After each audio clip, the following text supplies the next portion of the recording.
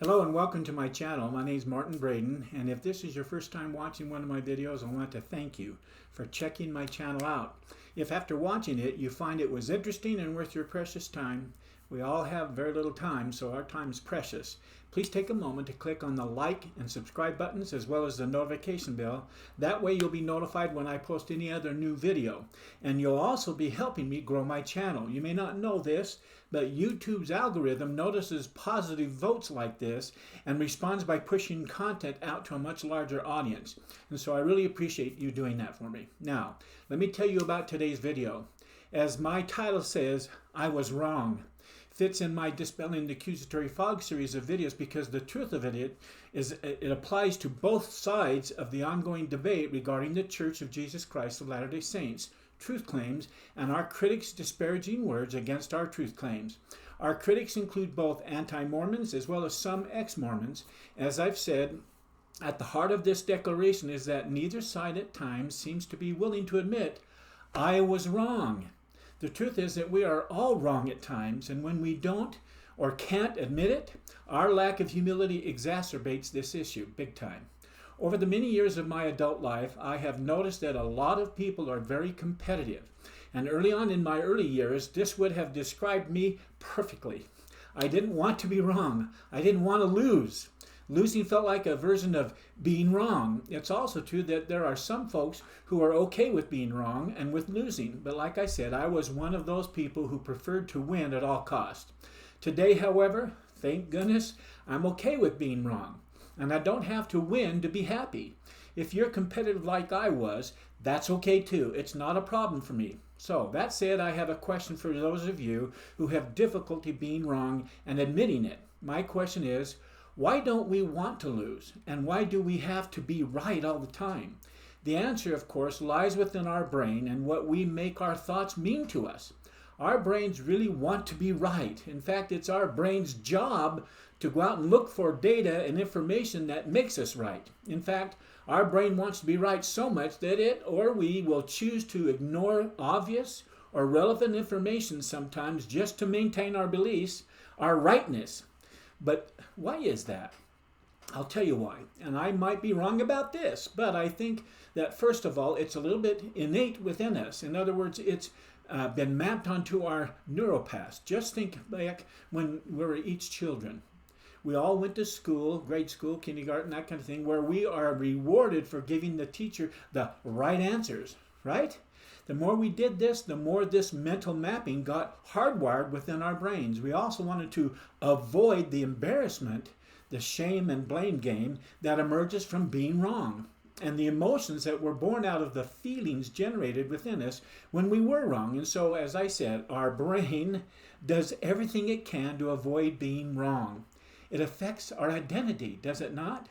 We learned pretty early on that it's better to be right, and that it's embarrassing to be wrong, especially when there's consequences for being wrong.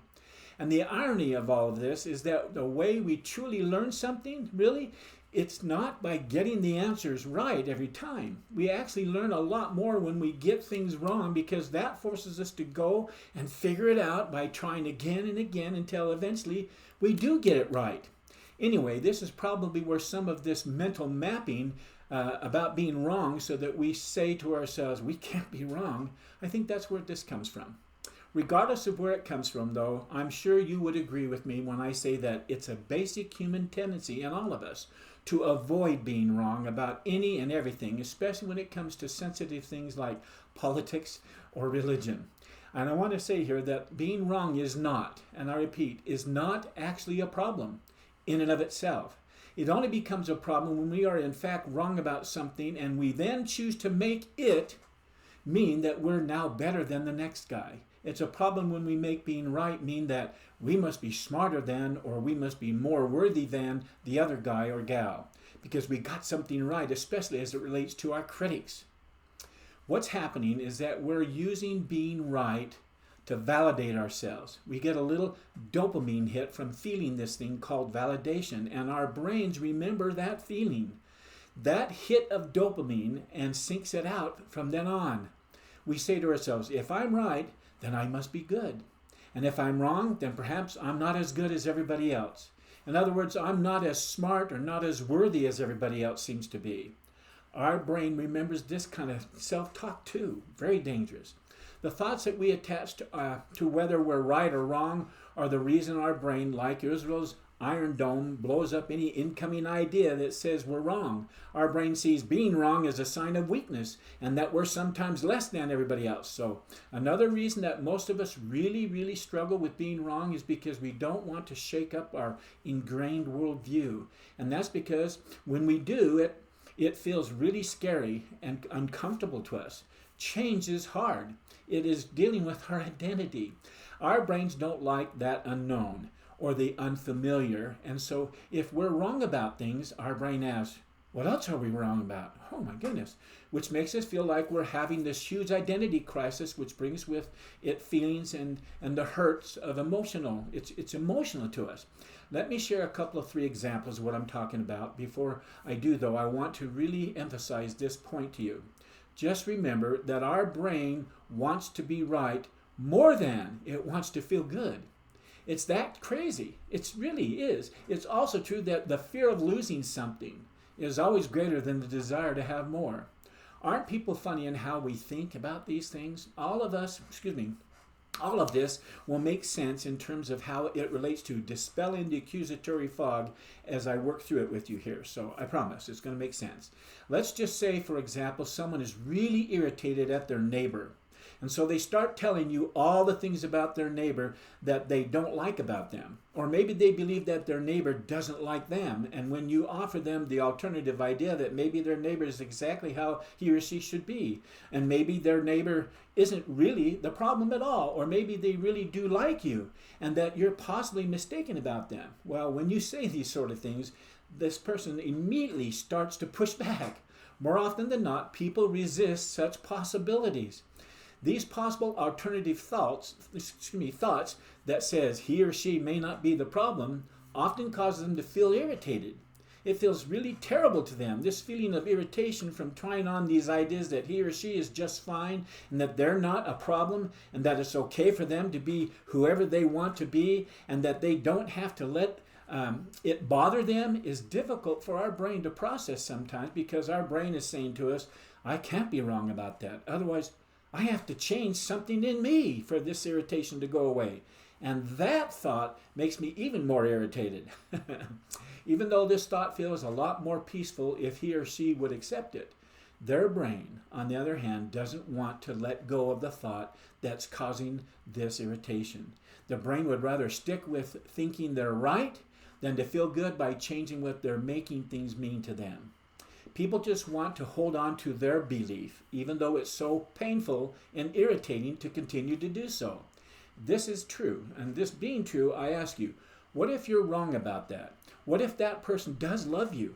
What if he or she doesn't express love in the way that you wish they did?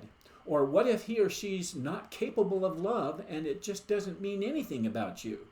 It only means something about him or her. And what if you're wrong about this story you've been telling yourself for so long?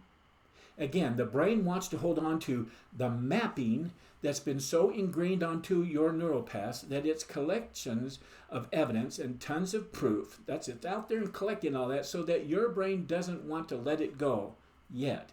In fact, it would rather suffer with the story rather than let go of it and adopt an unfamiliar, discomforting story. I'd have several experiences. I've had a lot of experiences that have motivated me to do this video on I Was Wrong. Over the past few months, I have had a number of you viewers leave me comments about what I have said on some of my videos. There's been several folks who are non and or ex-Latter-day Saints, and some of those ex-Latter-day Saints have been courageously, I really say that, courageously reached out to me offline from my video comment strings, and after much back and forth correspondence with them, it became quite clear to me that I needed to take my own counsel and use this principle of I can change my story by simply admitting I was wrong on some of my views regarding these folks, generally speaking. Because there is such a variety of individuals with differing views on this subject and others, it's not fair of me to make a blanket statement about the non-Latter-day Saint world and be accurate about it. It just is not true. I was wrong. In other words, there is a spectrum. There's a spectrum on which all of us reside, and the same is true of non-Latter-day Saints and ex-Latter-day Saints. That's for sure. That's the truth. That said, I am going to give you an example from one of my newfound friends who is an ex-Mormon, which seems to be social media's word for such people, to illustrate what I'm talking about here. I hope it makes sense. Every last one of us, including those of you watching this video right now, as well as me, because of the public way in which I've shared my opinions and interpretations of these topics I've been covering in my Dispelling the Accusatory Fog video series, I believe all of us should seriously think about this idea of being wrong and the variety of thoughts we have available to us to choose from, and what we've chosen to make, when we do make a choice about it, what we make those thoughts mean. It appears that I was wrong, not only on a couple of assumptions I made in general, but I was wrong in the way I put forth those assumptions. I was and am happy to that our back and forth discussions that I've had on the church, its history, and other points of disagreement has helped me remember the three principles that are related to accepting being wrong. So here they are. The first is the overall idea that says two parties who are opposed to each other on a particular subject and are in conflict, so that real contention has started to arise between the two opposing sides, one believing strongly about their view and the other believing the exact opposite of what the other side believes, being strongly held. The principle I want to put forth here is the truth that they can choose to believe that there's a third option. Option A is the one side and option B is the other opposing side. The third option is doing the work to find common ground. That's what the third option is all about, which requires that both parties, both disagreeing parties, be willing to have a discussion using the next two principles. The second principle being setting the table. Setting the table is where, after the two parties choose to accept the idea that there is the possibility that there is a third option available to us, a common ground, and therefore I'm willing and they're willing to go through the steps to try to find it. To set the table for the discussion, each party gets a notepad and pen or pencil, and they both agree to sit together. Here's the rules: to sit together and let the other person express what they want to express without interruption until they feel they've covered everything they've wanted to say, so that they feel understood. The other person is to just sit and listen and not interrupt them while they're sharing. While they're sharing, they are to take notes in the form of A's, which is writing down those points you agree with. That's why it's an agree, an A. They're also to write down any D's that they hear, which is points they disagree with. One's agree, one's disagree. And the third one is to write down any Q's, which are those points you are not quite sure what the person speaking and is sharing their feelings, what they meant. So if you're unsure, write it down as a question, as a Q. In other words, they can't decide if it's an A or a D. These Q's are gone over when it's all said and done. Those cues are then brought up and gone over by the person who expressed them and the one who wrote them down, so that they can clear up what those questions, statements meant, so they can decide if it's an A or it's a D. Okay? After clarifying the cues, the other person has the opportunity now to express themselves fully. And the first person can only listen and jot his A's, D's, and Q's down like the first person did. See the fairness here? Once the second person is done expressing themselves and the first person clears up any cues they had, then together they talk about it and take a separate sheet of paper, and they take all of the A's that they had between themselves on their two different separate pages, and they write them down onto another sheet of paper. Those A's now are the foundation called the third option. These A's now form the common ground upon which both parties can stand. It is not required to change your mind on everything just so there's common ground. That is not being authentic.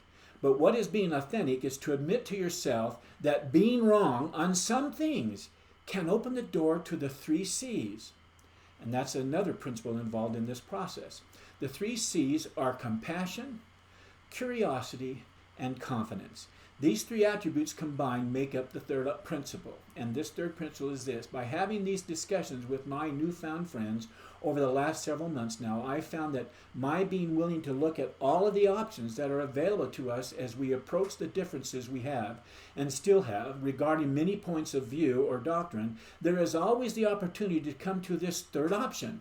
maintaining this third option of common ground by both parties accepting they're being wrong on some things and still hold fast to other ideas and beliefs that they're not wrong on or believe they're not wrong on. In other words, by finding all of the A's that exist on the topic, you form common ground.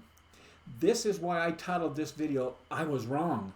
I wanted to be able to go through this exercise with you so that you, whether you agree with me or not, can consider that even though you may not agree with everything I say on my videos, we shall still find those views and or interpretations where we have agreement. That's what we should do.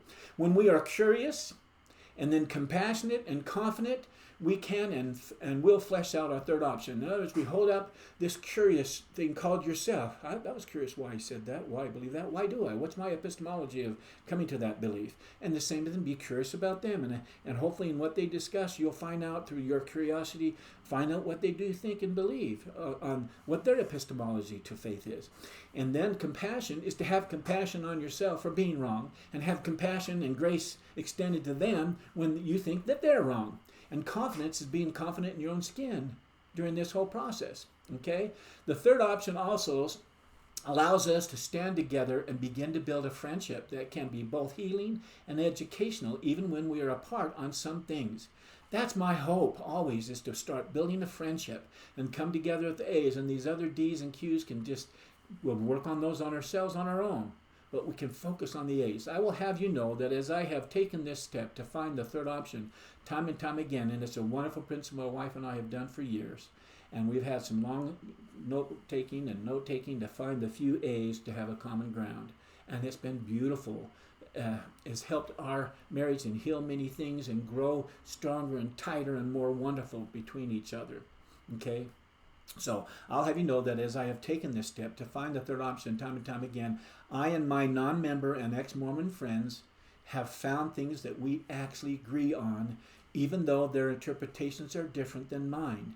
As I said, there's some things that we found while the setting, taking place with the setting of the table that we did actually agree on, and that's been very exciting to me to discover. And I'm sure it's been exciting to some of these folks that I've had these lengthy conversations with. The truth is, we don't have to be always right. We don't have to always be right. That's a truth. It's especially great when it ends up helping us change our attitudes so that we accept that it's okay being wrong and to admit it, not only to ourselves quietly, but to openly admit it. It's freeing. It's freeing of the spirit. I say it's freeing because the irritation goes away. The bad feelings are gone. I do have to say that this third option exercise, though it makes one feel happy as we see the A's show up, there's still the problem of our brain and its effort to try and sabotage this process, because that's going to happen.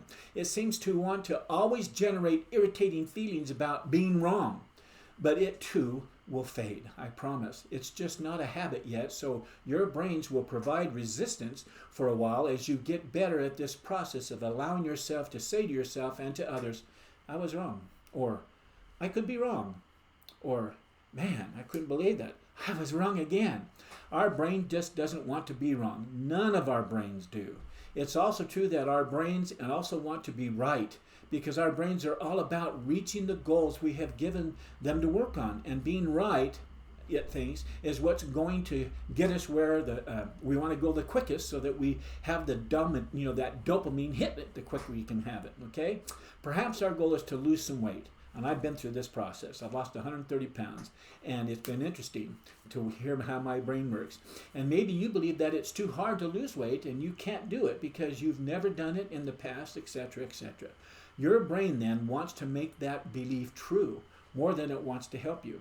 If you believe that you're not very good at making money, as another example, then your brain wants to be right about that too, more than it wants to help you make money. And that's why you probably won't show up fully, and you won't sell very aggressively, or you won't take the action you need to take in order to make the money, because your brain's wanting to have those thoughts about not good at making money, or I can't lose weight. They want to prove them right more than it wants to help you.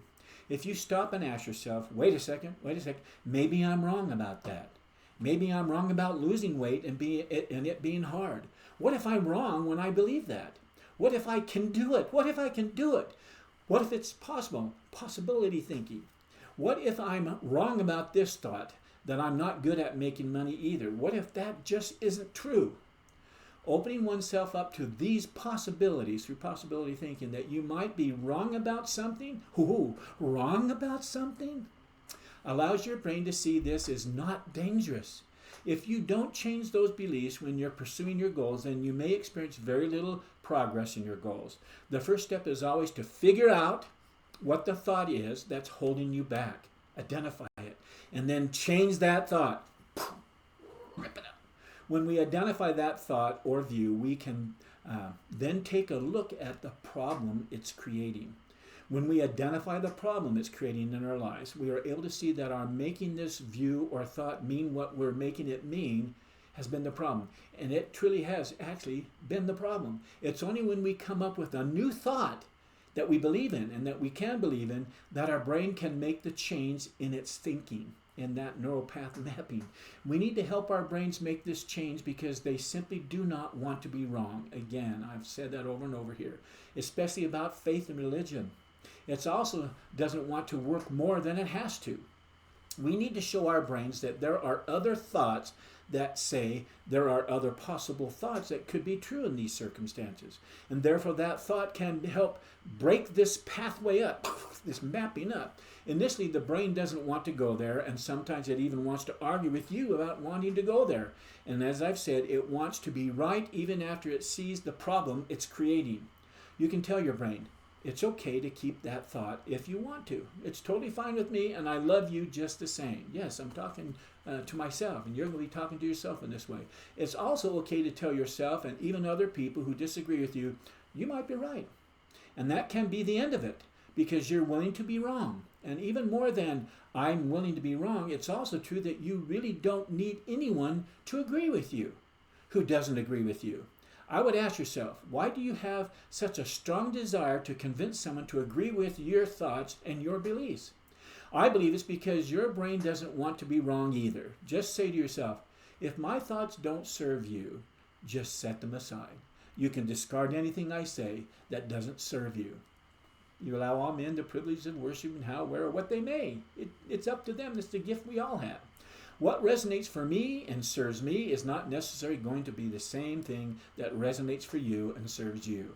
But just know this, that doesn't make it a bad thought for me or for you if it doesn't. It just makes it not a good thought for you. And I'm totally fine with that too. When we say in that, when we stay in that place of needing to be right all the time, we miss out on exploring alternatives that causes our brains to shut down. We create for ourselves a narrow vision of the world. We kill our curiosity. We oftentimes do a lot of damage in our own relationships just out of our desire to be right. We really limit ourselves. And oftentimes we even keep ourselves in misery in order to be right. So my recommendation here is to practice being wrong. I was wrong. Practice being wrong. Say, I was wrong. I might be wrong. I'm probably wrong here. And forgive me. Maybe that's another word that we need to practice being wrong. That's a true thing. It's not that you won't do something wrong on purpose. It's simply the practice of allowing yourself to be okay with being wrong, and to not make it mean anything negative about you when you are in fact wrong. Let me repeat that. Be okay with being wrong, and don't make it mean anything negative about you when you are in fact wrong. Doing this shows your brain that it's not dangerous to be wrong. And if you do this enough times, as you practice being wrong enough times, your brain will remap itself so that it accepts being wrong when you are, or you think you're wrong. Isn't that wonderful? It accepts being wrong when you are or you think you were wrong. This, of course, is where the third C comes in, confidence. When you are wrong and you get this habit of, I was wrong, practicing that, your confidence grows in your own skin. You can be wrong and still be confident and assured and accepting of yourself. This requires that you work on your confidence, and it requires that you manage your mind, because your brain won't naturally say there's nothing wrong with being wrong. It's going to resist that point. It will say, this is terrible. We shouldn't be wrong. You can't be wrong. We should keep defending that. No, we shouldn't. It's okay to ask yourselves, what if I'm wrong about that? What if I'm wrong about that? We all think kids should go and get good grades, right? I mean, that's ideal. What if we said maybe, just maybe, we're wrong about that too? What if we're wrong about your child having to get good grades? If my kid isn't getting good grades and I hold on to this belief that they should be getting good grades, then I create all kinds of pain for myself when they don't. But what if I'm wrong about that? What if it's supposed to be that way? Anything in the thought basket is up for grabs, right? There's this huge thought basket we can pull out from. I could be wrong about it. Now, I understand that you believe you're right, and you may be right, but you also could be wrong, and sometimes being wrong is the best news ever. I love seeing another perspective like that, a perspective that shows my brain that something I was so sure was true just might be wrong. I love to try on the idea that I could be wrong about my assumptions about other people too. My thoughts about myself could be wrong as well, and my thoughts, could be what's creating the shame and self-loathing I'm experiencing. I could be wrong about all of this, but I'm okay with being wrong. But I'm okay with being wrong. It's a journey that has brought me to a good place in my life today, I assure you. This way of thinking opens you up to more possibilities for the results that you want to create. It allows you to experience your relationships in your life and yourself in any way that you choose. I also find that being wrong helps me in my relationship with God. And that's because I have this picture in my mind of him, who he is and what he's like. But it's based on my limited human experience. It's based on the story I've told myself growing up and throughout my adulthood. And perhaps if your own patriarchal experiences have been really positive, like mine have been, they probably shaped your view of God too. Or if they haven't, or if they've been really negative, maybe they've shaped your view of God a little differently. All kinds of things are experienced with our parents during our upbringing. The things that we're taught, the other things that we go through in our life, all of it has helped shape the picture that we have of God. And everyone's different. Today I view God as a very loving, kind, and compassionate Heavenly Father, and that serves me really well. That's how I really am served the best in my view. Because it does, I don't think I need to be wrong about that. I feel so great about it. That is what I've chosen to believe. My relationship with him really deepened and does deepen as I moved into the space of maybe I don't really know what he's really like. And so I'm really open to discovering him. In doing so, I became present with him and with myself, and I allowed him to reveal himself to me in any way that he chose to or would choose to, or that I was able to allow him to. It's become quite a personal effort and experience. It's personal. By opening myself up, I don't know all there is. I didn't put a pavilion on my head. I ripped it away. And Heavenly Father and I have had a give and take for a very long time, as has my relationship with Jesus Christ. I remember the first time I got my heart broken. I really thought that the young woman who I dated for a short time was going to be my girlfriend for a long time, and maybe even my wife one day. You know how we daydream about this sort of stuff. Anyhow, it hurt when she didn't respond like I had hoped and dreamed she would, and that broke my heart. Was I wrong about her? Yes. Did I make a mistake after much prayer where I felt that I should pursue this relationship with her? No, I didn't make a mistake. I don't think I made a mistake with that because on what I had, the thoughts I had about her, because it's my thoughts and what I made them mean is what mattered, not her. She did nothing wrong, and I really did nothing wrong. I want to tell you, this was a young woman who had had a divorce. She had a little boy that was about not quite 2. He had kind of a handicapped leg. He had to limp and walk with a special brace. And she had really felt she could never be loved again. Well, that conversation happened after a few dates, but I really, really was falling in love with her. She was a beautiful young woman. This was a little bright, white, blonde, little tan-skinned, olive-skinned boy that just was a delight.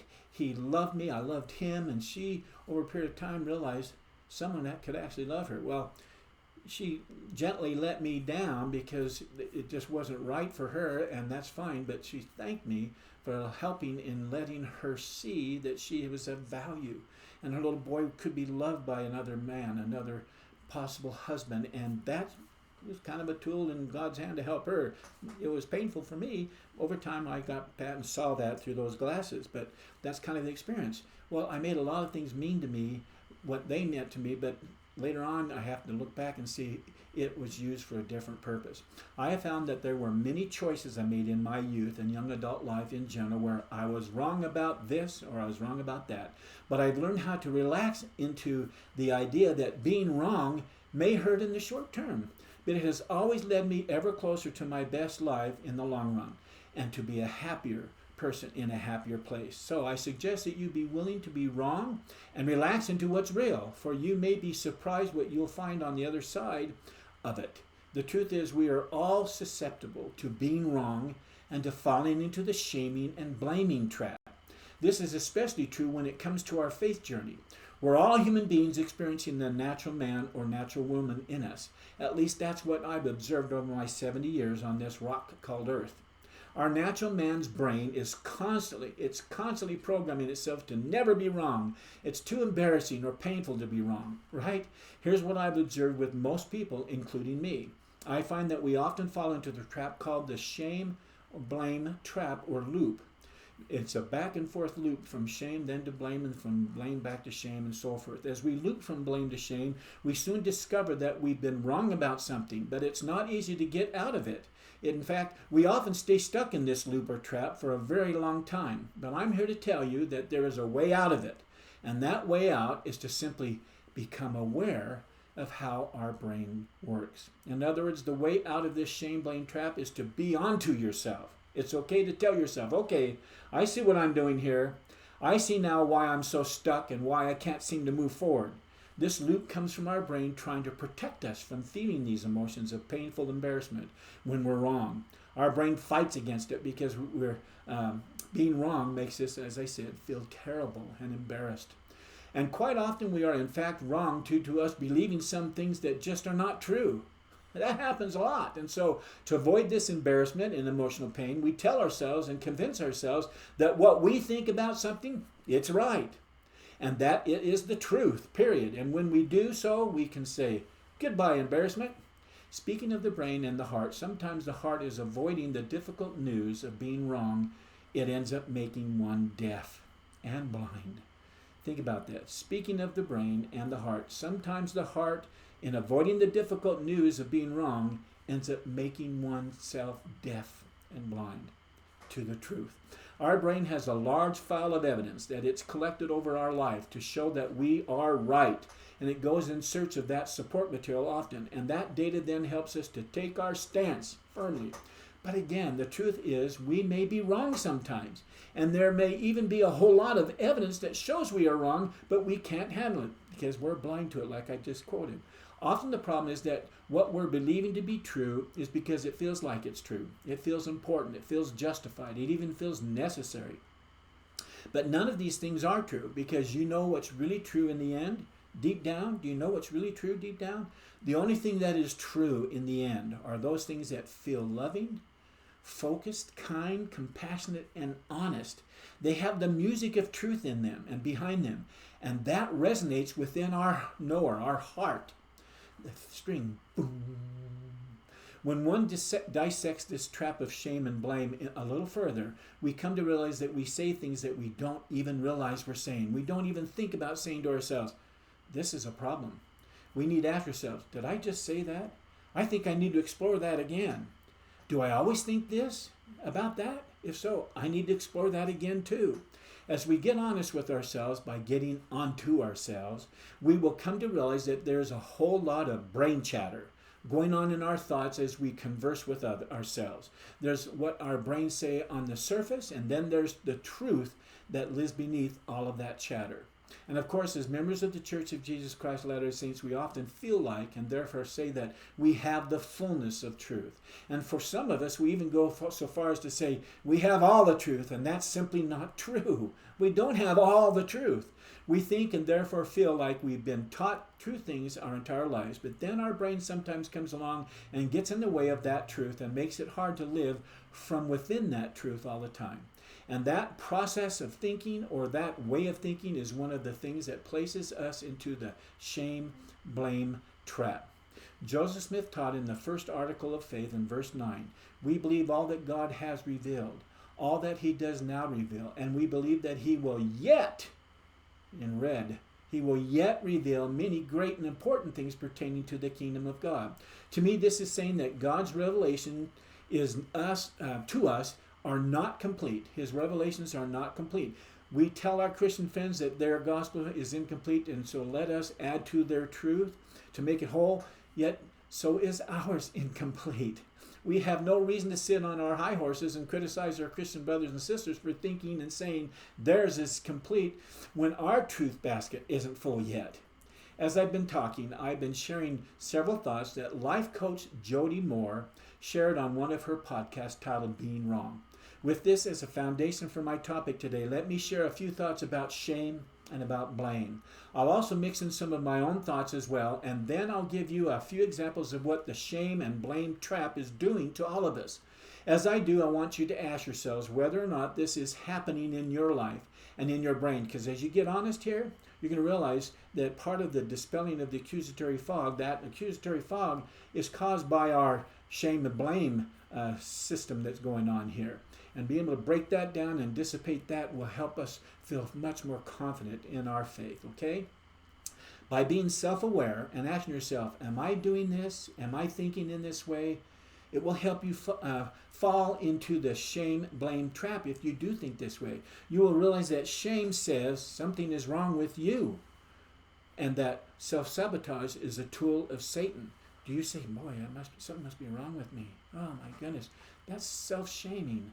That is self-criticism. This will become quite clear as we go along here. As I said, shame is a tool of the accuser of the brethren, and it's at the heart of the accusatory fog, pride. And so this is why I am taking time to discuss it all with you under this video series, Dispelling the Accusatory Fog. It matters to you being able to dispel the accusatory fog from your life. The feeling of shame bears the fruit of self-loathing and poor self-image. These negative feelings are born out of our own thoughts. Shame is something that we feel in our mind and even in our bodies. And as I said, it comes from some version of a story we decided to believe in. We decided to believe in. And it's accompanied by the promptings and the whisperings in our minds that says, there's something wrong with you. You are less than that person. You're a loser. Who's saying that? Certainly not Christ and the Spirit. So often shame comes up when things don't go how we wanted them to go. Something in our lives goes differently than we thought it should or in the way we wanted it to go. And so our thoughts and what we make them mean to us leads to us believing in this story, this version of self called shame. For example, this is my fault. I shouldn't have done this. Or I should have done this other thing, but I didn't, and that's because there's something wrong with me. If I were better or more complete or more whole, then I wouldn't have made this stupid mistake, and this terrible thing wouldn't have happened. I'm such a dummy. That, my friend, is shame in a nutshell.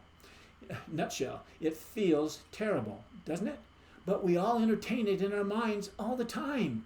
One of the ways that we try to get out of shame is going to the blame game then. Instead of saying, this is my fault, and being okay with that, our brain says, this is your fault. This isn't my fault. It's not my fault. So-and-so shouldn't have done that. They're the ones who did it wrong. They're the reason I'm suffering, and they're the reason everything's wrong in the world. Like shame, blame also feels terrible. Many times we blame other people or we blame situations outside of us. Maybe we blame an entire organization or a whole body of people. Or maybe we blame an entire process or an entire system that exists. Maybe, just maybe, we even try to blame God at times, either out of loud or silently as we're dealing with our whirlwind of thoughts. I've noticed with myself and with a whole lot of other people too, that when we're in this shame, blame loop or trap, we sort of go back and forth from shame to blame and from blame back to shame. We loop back and forth all in an effort to find some peace so that the whirlwind of thoughts subsides. That's what our brains are seeking, for peace to come into our mind. Our brain is trying to answer the request, find a way out of this so I can feel at peace again. How can I feel better about this? Both shame and blame feel terrible, and it's my experience that neither of these emotions, shame or blame, will ever offer us true relief and peace that we're looking for. My own hypothesis about the shame-blame looping is that for many of us, blame feels slightly better than shame does. And so what we do is we tell our mind to use the default of shame or blame to protect us from the painful truth. So we end up being blind to things. We tell ourselves, this is terrible. That doesn't feel good at all. So let me go. Let me make it someone else's fault. And then we immediately begin to start looking for justification to support our decision. In other words, we start building our case. Sometimes we even start looking for supporters or what's called allies to help us feel good about ourselves. We start telling the story to other people through our lens of blame. And then they say, gosh, yeah, seems like that person was wrong. They say to us, I'm so sorry that they wronged you in that way. And doing this ally building brings us a sense of validation once again. And so we continue building a case for our blame story, and eventually we're believing it hook, line, and sinker. Where in fact, we've simply convinced ourselves that it's true when it's not. Interestingly enough, we don't feel any better deep down, do we? We just feel slightly better than when we were in the shame loop. Even with this fault story, we still feel terrible, but not as much as how shame made us feel when faced with that feeling of shame. Sometimes we start believing we're in the power seat as we blame someone else for our mistakes or wrongs, and that makes us feel powerful. It feels like, look at all these people agreeing with me. I'm building this huge team. All of them are supporters, and I have all of this evidence. See, I'm right. And see, this person shouldn't have done what they did. It's their fault that something went wrong here. As you can see, and as you're honest with and onto yourself, it's a vicious loop. It's only when we start to get honest and onto ourselves so that we can say to ourselves, I'm in shame. I'm beating myself up. I'm giving up my power to someone else by feeling shame or by putting the blame on someone else. Even though it feels sort of powerful, let me suggest to you that it's actually the opposite of powerful. It's the opposite of powerful because what blame does is it makes you the victim. And the victim is always powerless. And the reason the victim is powerless is because if this problem I have, if this terrible emotion I'm feeling, if this terrible event in my life is someone else's fault, then I'm powerless because I have to change that person or I have to go back in time and change the event if I'm ever going to feel better about it and about myself. It's just a lose-lose scenario thinking that way. It's true that we can say, okay, it's that person's fault or it's that event's fault or it's that organization's fault or it's God's fault that I'm feeling terrible. But now what? What do we do about it? Maybe you can justify feeling terrible, but you still end up feeling terrible all the way to the end of the road. So the solution, in my humble opinion, and I could be wrong, is to be honest with yourself and be onto yourself. Don't buy into the lie of a shame-blame trap. From my observation of those who have left the church, including some of my children, they are victims of this deadly spiritual tool of Satan, shame-blame. I too am a victim of it and other fiery darts of the accuser of the brethren. We all experience it. This being true is why I'm relating to this topic as being part of the accusatory fog and dispelling it, and how getting rid of the shame, blame, loop, or trap from our minds and hearts will help us to dispel the accusatory fog, and how practicing being wrong and actually saying, I was wrong, will help each of us dispel the accusatory fog that's all about us in our daily walk. But I must say that you're going to need to brace yourself. Brace yourself. I'm going to say something now that may sound whacked at first, and that's okay, but stay with me until the end, and I'm confident that you will be excited by the principles I'm going to share with you now. Here it is. You ready? You ready? Nothing that happens is your fault. Nothing that happens is your fault. Whatever went wrong, or why ever it went wrong, doesn't make you the problem. It doesn't make you any less complete or less amazing or less lovable or less worthy of all the amazingness that's here in this life for you to enjoy, no matter what you've chosen to believe. It's also nobody else's fault. It doesn't make anyone else less amazing or less lovable either. The truth is, nothing has gone wrong in the first place. Stay with me. Now, I know some of you are like saying to yourself right now, hold on, second brother Braden, hold on here. You don't know my life. You don't know what's happened to me. Clearly, what I've experienced is wrong. Excuse me. So this is crazy stuff. Okay, I understand, but stay with me and it will become clearer to you what I'm saying here. I'm going to give you some examples of why what I'm saying is going to help all of us. I want you to know that the way out of the shame-blame trap is to access truth and to drop down beneath the brain chatter. Getting oneself out of the brain chatter, the brain whirlwind, by looking at brainstorm, by looking at what is really true matters. And so I'm going to tell you what's really true. But it's going to come at you from a whole new direction. So be willing to open your mind here, okay? Be open to your mind. And again, I could be wrong. The truth is we do make quote-unquote mistakes. And we're still okay. We do, quote-unquote, mess things up. We're all 50-50. I'm putting these in air quotes because, yes, according to some of the values that we chose and choose to live by, and maybe some of the laws of our land or some of the commandments of our religion or whatever you want to measure it by or describe them as, we could say that was a mistake and that was wrong and was not you at your best. Yes, we could say all of that, but, and here's my point, what doesn't change is your value. We're supposed to make mistakes. We're supposed to do it, quote unquote, wrong sometimes. Of all people, we as Latter-day Saints should know this as an eternal truth for sure. The only person who came here to earth and did it all perfectly was Jesus Christ, our Savior. And he'll be the only one that ever does it perfectly. We all know this is true. And what's also true is that you and I mess up sometimes. We are fallen mortals right now. You and I do terrible jobs sometimes, and we're supposed to do that terrible job because we're human beings. But that really doesn't make you or me any less amazing, any less value, or any less loved. We also do a terrific job too at times. That said, do you know what else is true? Other people, including our critics, our mockers, they too are trying to do and be their best, and sometimes their best is not going to be very good, just like our best isn't sometimes. Sometimes they're going to be a mess, and they're going to mess up, and they're going to make quote-unquote mistakes and end up doing it wrong, and end up being wrong, even about us. The truth is, they're still amazing and worthy of love too. Now, let me repeat that. They're still amazing and worthy of love too. I hope you're understanding what I'm trying to say here. One other thing is also true, my friends, and that is that whatever other people do and whatever their mistakes might be, it's not something going wrong, even though it feels like it is. It's not going wrong at all, and here's why I can say that. We, you and I, are the creators of our own feelings and our own experiences. Other people cannot and do not create our feelings for us. Let me repeat that. Other people cannot and do not create our feelings for us. At times we will want to feel bad. We will want to feel sad. We will want to feel scared or disappointed or hurt, and yes, even wrongly judged.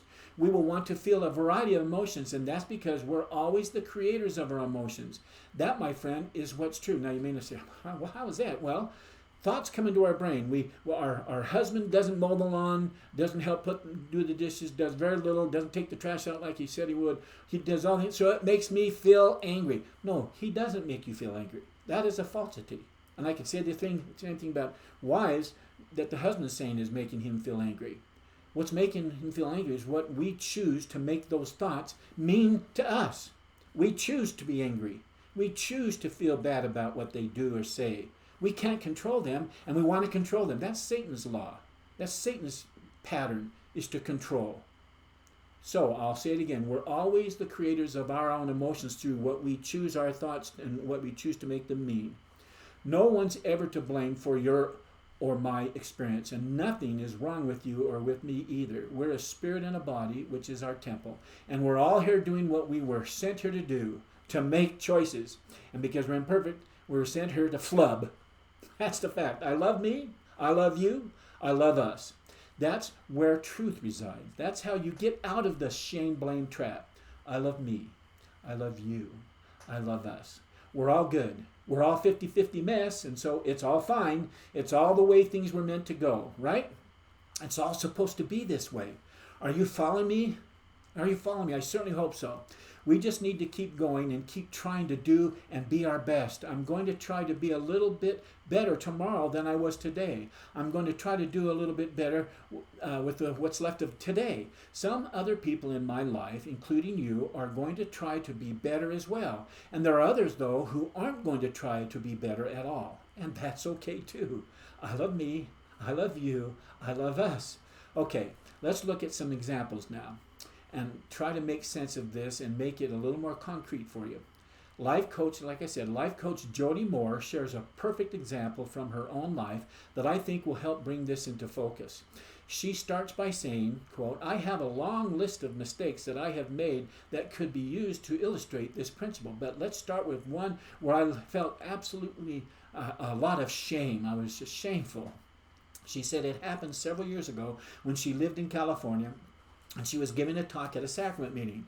Here's how she explained it. Now, sacrament meeting is the worship service for Latter-day Saints on Sunday where we partake of the sacrament. That's the main heart of our meeting, and that's why it's called sacrament meeting. Anyhow, she said, "My husband and I were fairly new to the ward, and we'd been asked to speak that day like they do when you are new to a ward. The sacrament meeting started as usual with the things that we do at the beginning of our sacrament meeting. There were the announcements by the bishop or the one conducting, the opening song, and then the opening prayer. And after the prayer, there was the ward and stake business that had to be taken care of. And then the sacrament song was sung and the administration of the sacrament took place and all of that. Then there were a couple of youth speakers. And then after the youth speakers, it was my turn to speak. So I got up, I gave my talk, and after me was supposed to be a musical number. And then my husband would be the last speaker. But my talk went long." And so I laugh at that because this is an experience I've had many, many a time. Okay, and so the bishop who was conducting that meeting said, "You know what? We're going to just have our musical number and then we're going to close and we're going to hear from Brother Moore another day." Oh my. I immediately went into shame, Jody said. Like, oh my goodness, I'm that person who took all of the sacrament meeting and didn't leave time for the other speaker. I went over. This is terrible. You should be embarrassed. You should be ashamed, okay? I felt all of that come over my body, the shame, and I'm aware of all of the thinking in my head that caused it. That didn't feel very good. This all happened as the musical number was going on before the closing of the meeting. Almost immediately I tried to go to blame. I told myself, okay, this is not your fault, Jody. They shouldn't have had 2 youth speakers and a 5-verse song. They had too many things scheduled. Did you notice how long the announcement went? Oh, by the time you got up to give your talk, everything was already way behind. So what did they expect? You didn't do anything wrong, Jody. Somebody else did. Whatever planned the sacrament, or whoever planned the sacrament meeting to be so full, or whoever gave the announcements to what or whatever, it's their fault. They went long. That's what really happened here. Jody continues, "As I wrestled with that, I decided to believe that. And afterwards, a couple of the ward members came up to me, and they were so nice. They said, 'Jody, you know what? Your talk was so good. Everybody was so engaged. I'm glad that you kept talking because I think people really liked it and needed it.' So I was like, yeah, see, brain, this isn't my fault. We were supposed to talk that long. We were just following the Spirit and we needed to keep talking. We had more to say," which I always have more to say, she says. So anyway, I remember, she said, for some reason I had to drive home after sacrament meeting, and I think I must have forgotten something that one of my kids or myself needed for the next meeting, so I went home. But I just remember being in my car driving home while the rest of my family were still at church. I was just running home to grab something, and then I was going to go back. And as I did, I remember hearing myself say, do this shame-blame thing in my head. As soon as I tried to believe this is fine and it wasn't my fault, my head came right back with things like, well, not really. I mean, the youth only spoke for like 3 minutes each and had, could it be that they went long or far over? They didn't. Really, this kind of must have been you, Jody. You must have messed up. I then went immediately back to shame, and then I would try to go back to blame again. And this went back and forth, so here I am, stuck in this loop right now. Now, how do I get out of it? Here's what I told myself. And she's a pretty talented, bright, brilliant young woman. Here's what was true. Here was the truth that I was able to find and to finally drop into. The truth I landed on, she said, was, yeah, I spoke too long. I spoke longer than what I was supposed to speak. And I know myself. The day before that, we had something we'd been doing all day, and so I hadn't prepared my talk pretty well or quickly. I hadn't put as much time into it as I normally would have. And for me, lack of preparedness means I tend to go long. Some people maybe go short, not me. I'm like, I'll just keep talking. And so I was like, yeah, you know what? Maybe you weren't as prepared as you should have been. Maybe you should be, you spoke too long. Maybe you were wrong. And guess what? That's okay. I love you anyway. You're just as amazing as you were yesterday before you gave this talk. You're just as amazing as you were when you gave a talk that was the perfect length of time and you said all the perfect things, which, by the way, you never do. But any other talk that maybe you would feel really good about, you're the same person. You're good and whole and valuable. And you're also a mess, and you're ill-prepared, and you do it wrong sometimes, too. And I love you. I love me, I love you, I love us.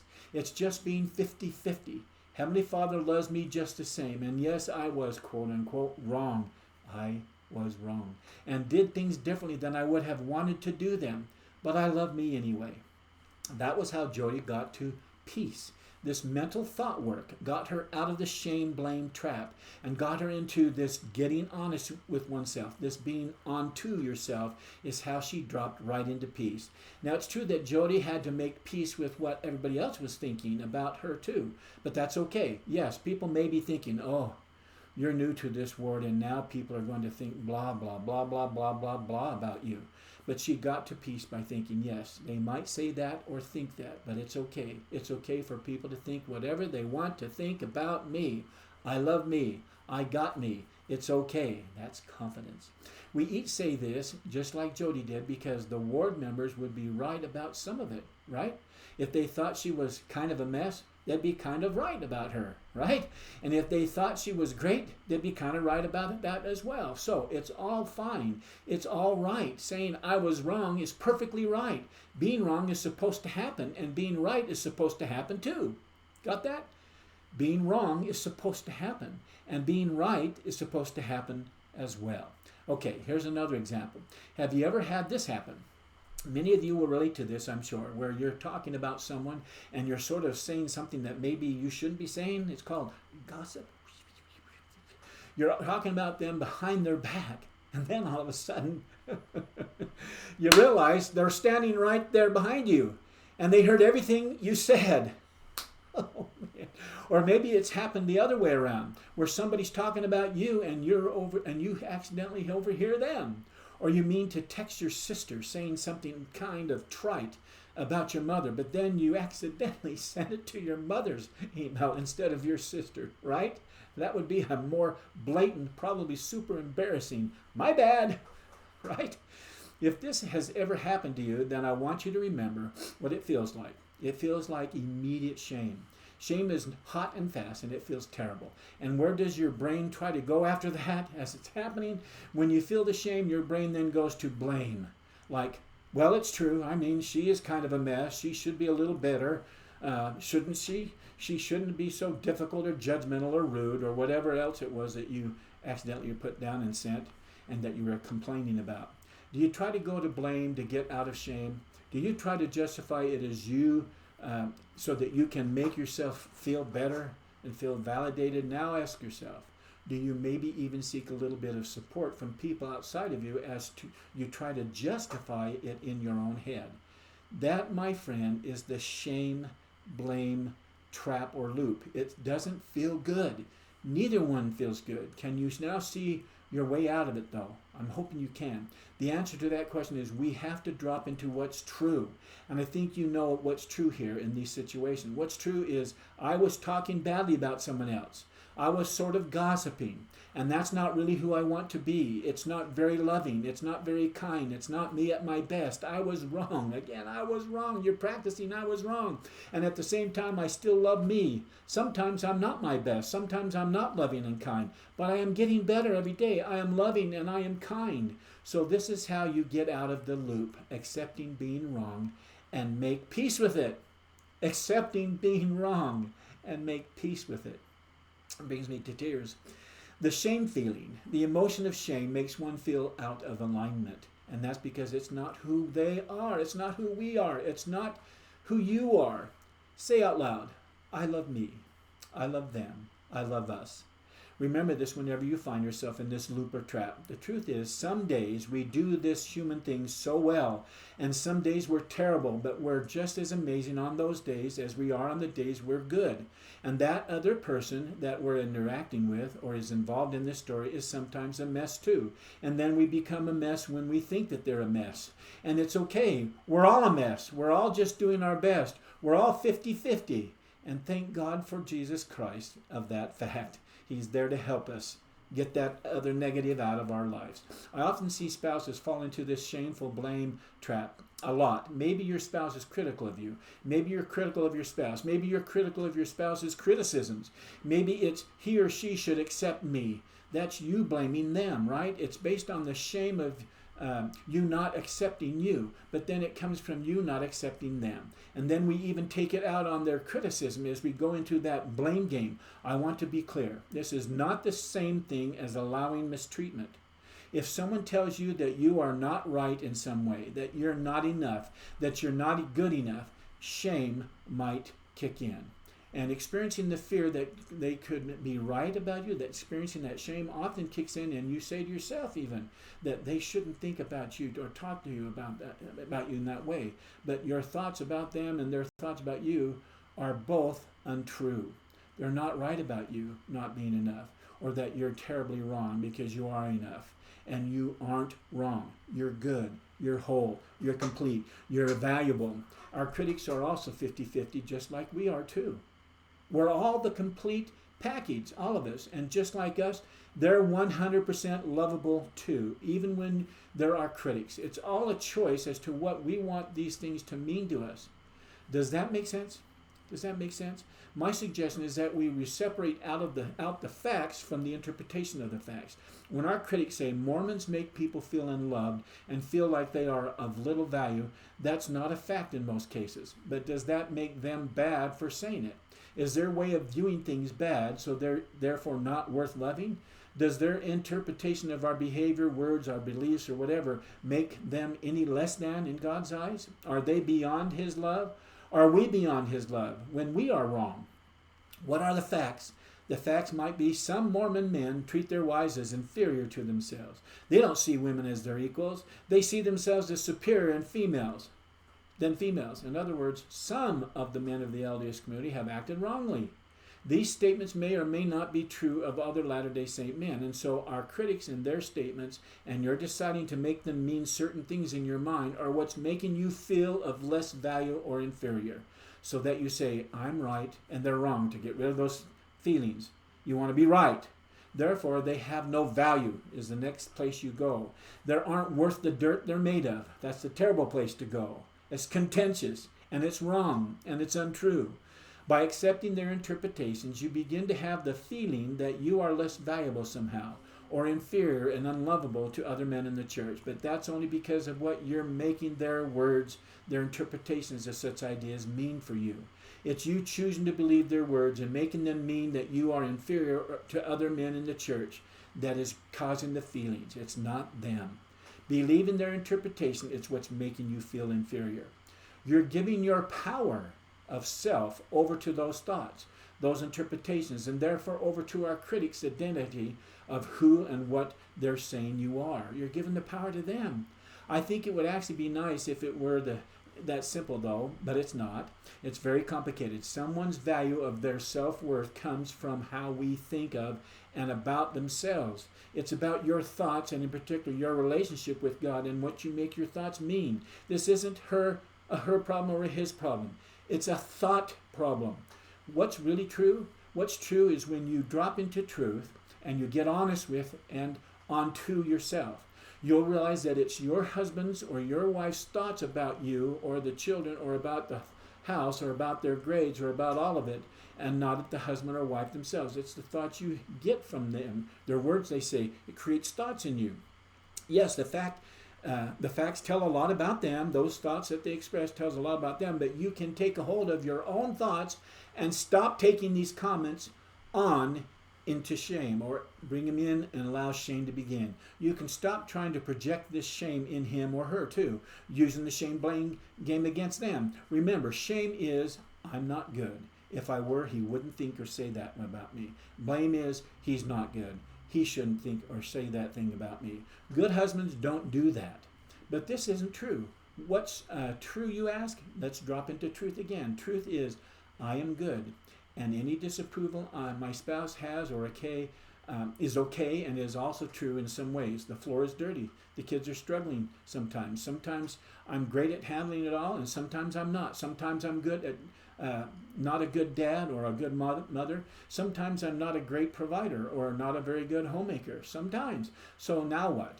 Some days I'm good at it all. Some days I was wrong, but I love me anyway.